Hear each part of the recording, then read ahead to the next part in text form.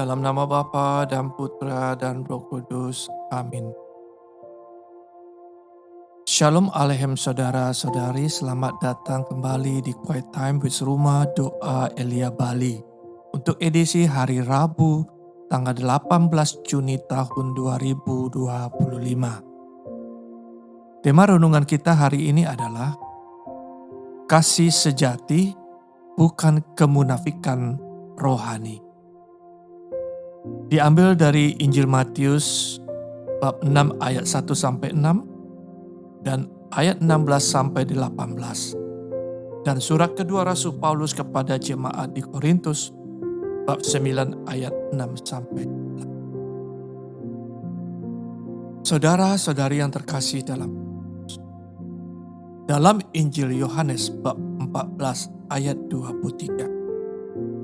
Yesus memberikan sebuah janji yang sungguh luar biasa kepada kita. Apakah kita masih ingat? Ya, tentu.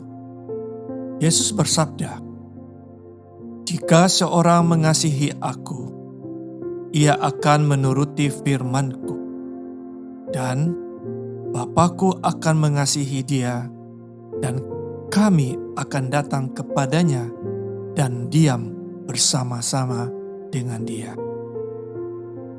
Saudara, sabda ini adalah sebuah janji akan kehadiran Allah yang nyata dalam hidup kita, yaitu dari buah kasih yang sejati dan ketaatan kita pada firman-Nya. Namun, kasih sejati ini bukanlah sekedar ucapan di bibir dan sebuah gerakan ritual lahiriah dari cara hidup beriman kita. Dalam Injil Suci menurut Matius yang kita renungkan hari ini, Tuhan Yesus mengingatkan kita agar tidak mempraktekkan kebaikan rohani seperti berdoa, berpuasa, atau memberi derma hanya agar dilihat dan dipuji oleh orang lain. Mengapa? Karena dalam tindakan semacam ini, saudara, kita sebenarnya tidak sedang mencari wajah Allah, melainkan kita sedang mencari pengakuan dari manusia. Santo Agustinus pernah mengingatkan bahwa segala tindakan manusia itu berasal dari cinta, namun bukan cinta yang salah arah, yang disebut dengan ordo amoris atau tatanan cinta yang tidak teratur, yang mana dapat membuat orang tampak saleh di luar, tetapi sesungguhnya mencintai kehormatan dunia lebih daripada Tuhan. Saudara-saudari yang terkasih, tujuan akhir manusia adalah kesatuan dengan Allah dalam kerajaan, bukan pencapaian atau pujian duniawi. Demikian Santo Thomas Aquinas berkata, ketika doa, puasa, atau amal yang kita lakukan demi dipuji atau dilihat orang, maka kita telah mengalihkan tujuan rohani menjadi tujuan duniawi. Akibatnya, kita merasa hampa dan tidak pernah sungguh dipuaskan secara batinnya. Padahal, kebahagiaan sejati hanya dapat ditemukan dalam kontemplasi akan Allah, bukan dalam pencapaian cara dunia. Setiap orang sesungguhnya, saudara-saudari, memiliki kerinduan yang tulus untuk dikasihi dan diterima, terutama oleh Allah. Ini adalah dorongan spiritual yang murni. Namun, bila kerinduan ini tidak diolah dengan jujur, maka ego manusia bisa membajaknya dan menyamar menjadi keinginan untuk tampak suci ketimbang sungguh-sungguh hidup suci. Kewajiban agama yang awalnya ditujukan untuk mengasihi Tuhan dan menaati sabda, akhirnya menjadi panggung bagi kemunafikan, di mana yang kita perlihatkan hanyalah bayangan kosong dari iman.